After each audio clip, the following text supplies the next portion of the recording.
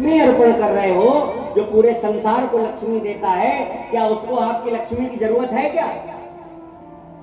आप मंदिर में जाके दान करते हैं और वो दान कौन आपको दे रहा है? वो प्रभु तो दे रहे हैं आपको। उसके बाद भी भगवान आपसे रीझ नहीं रहे हैं। उसका कारण क्या है? देखो, अकेली लक्ष्मी जब भी घर में आती है तो उल्लू पे बैठ के आती है। काय में आती है? और उल्लू का एक स्वभाव होता है कि उसको रात में दिखाई नहीं देता। एक बार भगवान श्रीमन नारायण और लक्ष्मी जी अगल बगल बैठे हैं और दोनों में वार्ता चलने लगी। तो लक्ष्मी जी कहती हैं, प्रभु, अगर हम ना आए संसार में तो आपकी कोई पूजा न करे। अगर हम संसार में ना आए तो आपकी कोई पूजा न करे। भगवान कहते हैं, लक्ष्मी तुम्हें इतना अहंकार है अपने ऊपर?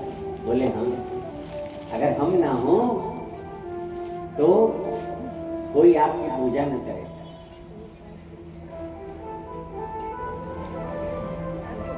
अच्छा चलो आज देख लेते हैं। मैया, ओ मेरी माँ, ध्यान से सुनो।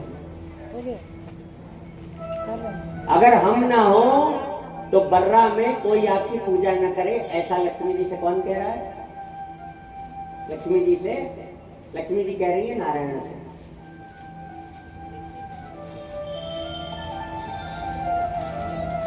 तो कहा ठीक है। आज भगवान क्या गए? भगवान एक कथावाचक के रूप में भगवान श्रीमन नारायण आज पहुंच गए एक गांव में। ध्यान से सुनना।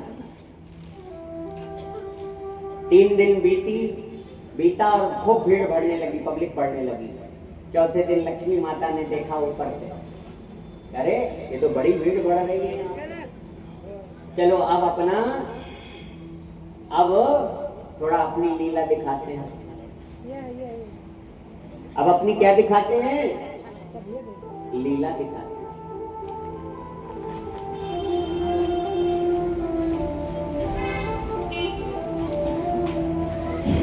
एक बार राधे राधे बोलो। राधे राधे। जोर से बोलो। राधे राधे।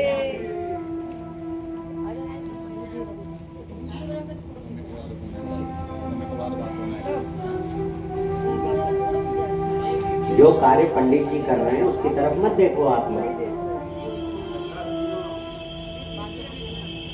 एक बार राधे राधे बोलो। हाँ, लक्ष्मी जी 3 दिन बीत गए।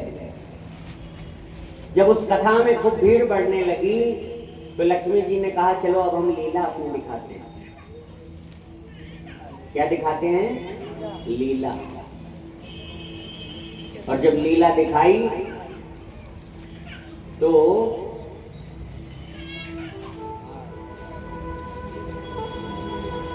लक्ष्मी जी एक घर में गई और कहा, भैया हम बहुत जोर के प्यासे हैं, क्या हमें पानी मिलेगा क्या?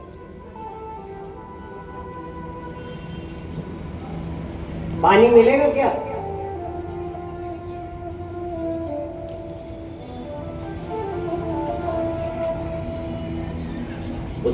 एक स्त्री निकली, उसने मैया को पानी दिया और लक्ष्मी माँ जो आई थी वो बूढ़ी माँ के रूप में आई।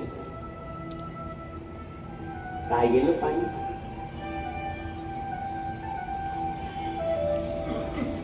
ये लो पानी।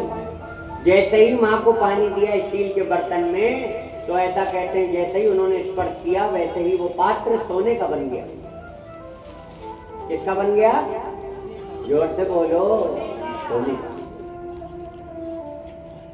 और जैसे ही सोने का बना तो उस माँ को चकित हो गई वो कि मैंने उनको स्टील का पात्र दिया और वो सोने का बन गया।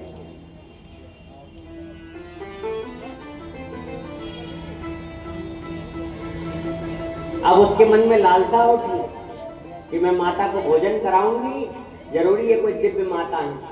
आज भोजन की थाल परोसी और थाल जब परोसी तो वो भी जैसे स्पर्श किया वो भी सोने की हो गई।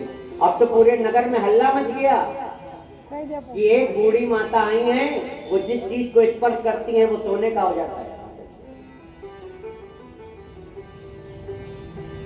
जिस चीज को छूती हैं वो सोने का हो जाता है।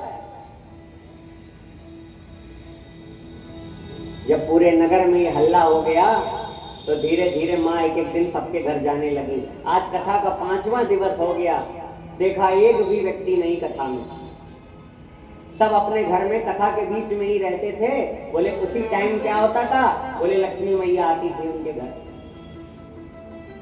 जब कथा में एक भी आदमी नहीं गाया तो यजमान ने पूछा, भाई कथा के 5वें दिन कोई आ क्यों नहीं रहा है?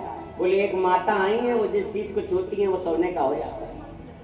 अब उनको समझ गया भगवान नारायण ये कोई और नहीं, लक्ष्मी अपना चमत्कार लीला दिखाने लगी। और 5वें दिन जब कथा विश्राम हुई, कथा के बाद वो बूढ़ी माता उस यजमान के घर आई, वो कहने लगी जल पिलाओगे? बोले हाँ। बोले भीतर आइए, भोजन ग्रहण करिए। बोले मैं भोजन तब ग्रहण करूंगी, मैं तुम्हारे घर आने को तैयार हूं, लेकिन तुम्हें एक काम करना पड़ेगा। बोले क्या? बोले तुम्हारे घर में जो कथावाचक आया है उसको तुमको भगाना पड़ेगा घर से।